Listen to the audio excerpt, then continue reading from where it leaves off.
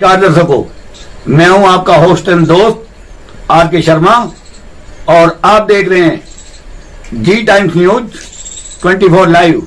आज के मुख्य समाचार। फ्री राशन वितरण की डेट बढ़ी, आज तक ले सकेंगे गेहूं चावल। जिन कार्ड धारकों ने अभी तक राशन नहीं लिया है वो 31 मई तक राशन ले सकते हैं। विभाग ने राशन के निःशुल्क वितरण की तारीख को बढ़ा दिया। इससे पहले 29 मई तक राशन के वितरण की तिथि निर्धारित थी। डीएसओ विजय प्रताप सिंह ने बताया कि इस दौरान आज 31 मई तक ई-पॉस मशीन के जरिए आधार आधारित वितरण किया जाएगा। नया नियम, पॉलिटेक्निक में इस बार शून्य अंक वालों के लिए प्रवेश नहीं। उत्तर प्रदेश के पॉलिटेक्निक संस्थानों में प्रवेश नियमों में बदलाव किया गया। सत्र 2024-25 से प्रवेश परीक्षा में शून्य अंक पाने वाले अभ्यर्थी को किसी भी पॉलिटेक्निक संस्थान में प्रवेश नहीं दिया जाएगा। प्रवेश परीक्षा में कम से कम 4 अंक लाना अनिवार्य होगा। 4 अंक या इससे अधिक वाले ही अभ्यर्थी काउंसलिंग में शामिल हो सकेंगे। कालीचरण कॉलेज, नवयुग कॉलेज समेत कई महाविद्यालयों में दाखिले शुरू। लखनऊ विश्वविद्यालय से संबद्ध कई कॉलेजेस में स्नातक स्तर के पाठ्यक्रमों के लिए काउंसलिंग और दाखिले की प्रक्रिया शुरू हो गई।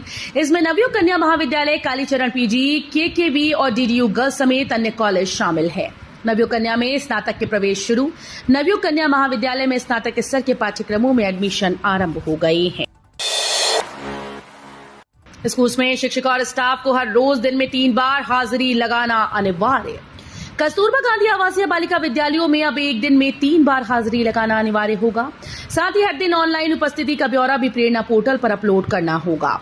विद्यालय में शिक्षिकाओं व स्टाफ के गायब रहने की शिकायतें लगातार मिलने के बाद ये सख्ती की जा रही है। ऐसे में अब छात्राओं के साथ साथ शिक्षिकाओं व स्टाफ पर भी पैनी नजर रखी जाएगी। 10 जून से रजिस्ट्रेशन की तैयारी, बीबीए और बीसीए की भी होगी काउंसलिंग।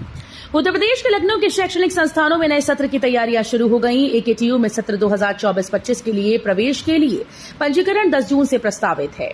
इस बार से बीबीए और बीसीए कार्यक्रम की भी काउंसलिंग कराई जाएगी। एकेटीयू ने आगामी सत्र 2024-25 में प्रवेश काउंसलिंग के मद्देनजर तैयारियां शुरू कर दी। 10 जून से पंजीकरण प्रक्रिया आरंभ करने की योजना है।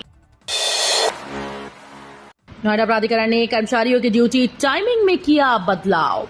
फील्ड में कार्य करने वाले नोएडा प्राधिकरण कर्मचारियों के काम के समय में बदलाव किया गया है। अब सिविल जज, उद्यान और विद्युत विभाग के कर्मी सुबह 10 से शाम 4 बजे तक फील्ड पर नहीं जाएंगे। भीषण गर्मी को देखते हुए नोएडा प्राधिकरण के कर्मचारियों के समय में बदलाव किया गया। विकास और अनुरक्षण कार्य में शामिल कर्मचारियों की ड्यूटी टाइमिंग सुबह 6 बजे से 10 बजे तक और शाम को 4 से रात 8 बजे तक होगी।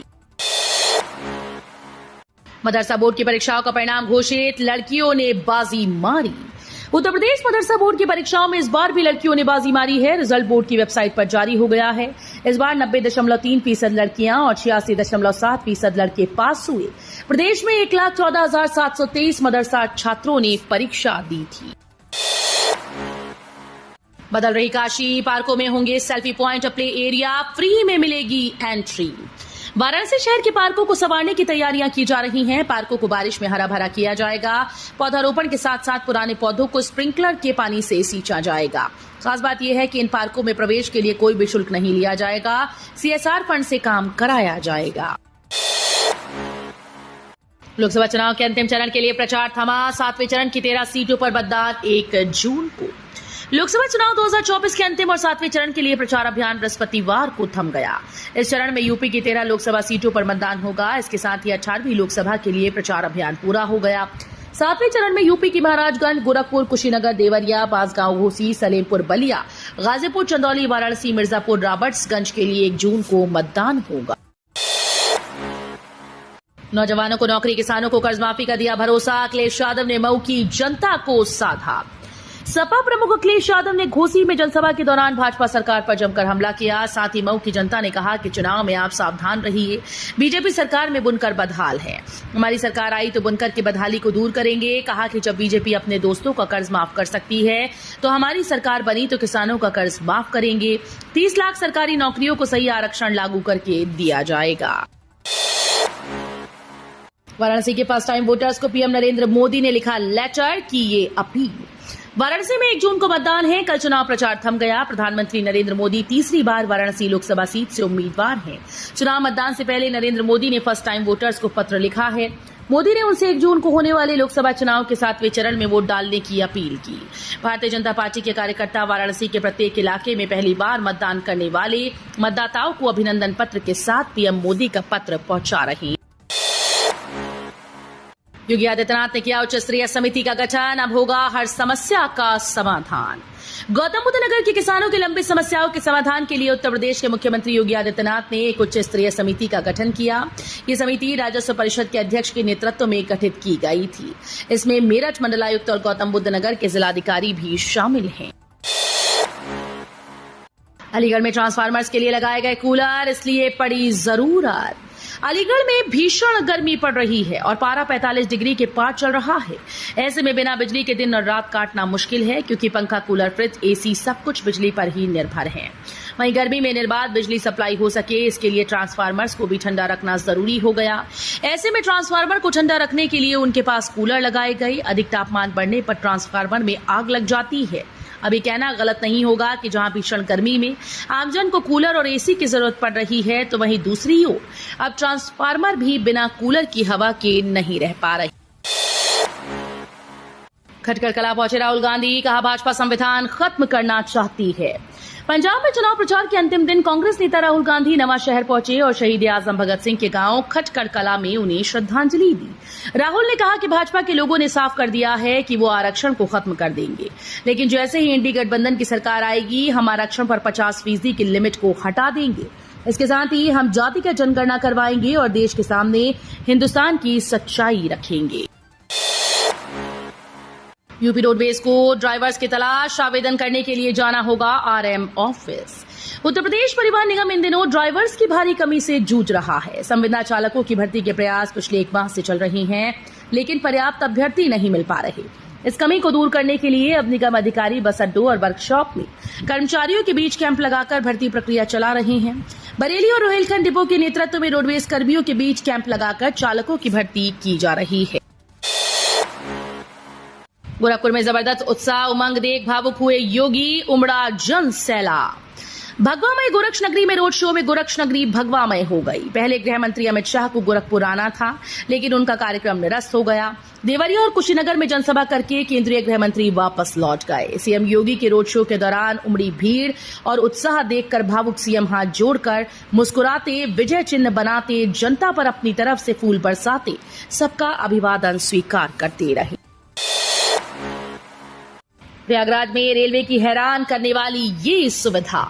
प्रयागराज में जनवरी 2025 में आयोजित होने वाले महाकुंभ को लेकर रेलवे का नॉर्थ सेंट्रल जोन भी अपनी तैयारी में जुटा है। महाकुंभ की तैयारियों के मद्देनजर जहां प्रयागराज जंक्शन रेलवे स्टेशन का पुनर्निर्माण करीब 900 करोड़ की लागत से कराया जा रहा है, तो वहीं रेलवे स्टेशन पर आने वाले श्रद्धालुओं और यात्रियों के लिए नई नई सुविधाएं मुहैया करवाने की तैयारी की जा रही है। इलेक्ट्रिक वाहन और ईवी चार्जिंग को लेकर योगी सरकार की क्या है तैयारी, जानिए। मुख्य सचिव दुर्गा शंकर मिश्र ने कहा कि आने वाला समय इलेक्ट्रिक वाहनों का है। जिस अनुपात में इलेक्ट्रिक वाहनों की मांग में लगातार वृद्धि हो रही है, उसी अनुपात में ईवी चार्जिंग इंफ्रास्ट्रक्चर बढ़ाने होंगे। यूपी इलेक्ट्रिक वाहनों के निर्माण का केंद्र बने, इसके लिए सरकार पूरा प्रयास कर रही है। पर्यावरण के लिए जरूरी भी है कि इलेक्ट्रिक वाहनों को बढ़ावा दिया जाए। यूपी में 30 जून के बाद बड़े पैमाने पर होंगे शिक्षकों के ट्रांसफर। बेसिक शिक्षा परिषद की ओर से संचालित प्राथमिक विद्यालयों में अगर छात्र संख्या कम है, तो वहां शिक्षक दूसरे विद्यालयों से भेजे जाएंगे। जिन विद्यालयों में छात्र संख्या अधिक है, वहां के अतिरिक्त शिक्षकों को कम छात्र संख्या वाले विद्यालयों में भेजा जाएगा। इसके लिए मानव संपदा पोर्टल पर शिक्षकों और बच्चों की पूरी डिटेल सबमिट की जा रही है। इस संबंध में विभाग की ओर से आदेश जारी कर दिया गया। प्रथम सेमेस्टर का परीक्षा फॉर्म नहीं भरा तो प्रवेश निरस्त होगा। कॉलेजेस में प्रवेश लेने के बावजूद प्रथम सेमेस्टर का परीक्षा फॉर्म न भरने वाले छात्रों को द्वितीय सेमेस्टर में मौका नहीं मिलेगा। विश्वविद्यालय ऐसे छात्रों का प्रवेश निरस्त कर देगा। इसके बाद छात्रों को फिर से प्रवेश लेते हुए प्रथम सेमेस्टर का परीक्षा फॉर्म भरना होगा। हालांकि परीक्षा फॉर्म भरने के बाद किन्हीं कारणों से परीक्षा न देने वाले छात्रों पर उक्त नियम लागू नहीं होगा। यूपी में 16,000 परिवार को मिलेगा पीएम की सूर्य घर मुफ्त बिजली योजना का लाभ। प्रधानमंत्री सूर्य घर मुफ्त बिजली योजना का लाभ घर घर तक पहुंचाने के लिए सरकार द्वारा पहल की जा रही है। इसके तहत जनपद में 16,000 उपभोक्ताओं को इसका लाभ दिलाने का लक्ष्य निर्धारित किया गया। इसके तहत अब तक पोर्टल पर 515 उपभोक्ताओं ने ऑनलाइन पंजीकरण करा लिया है। सौर ऊर्जा संयंत्र लगवाने वाले उपभोक्ताओं को बिजली बिल से मुक्ति मिल जाएगी।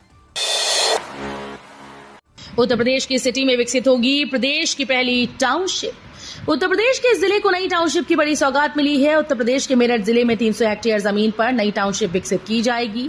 इस टाउनशिप पर बैमाना प्रक्रिया भी शुरू हो चुकी है। इस बैनामा प्रक्रिया में 15 किसानों के खाते में 9.82 करोड़ रुपए डाले जा चुके हैं। इस टाउनशिप के लिए पहली किस्त में 200 करोड़ रुपए जारी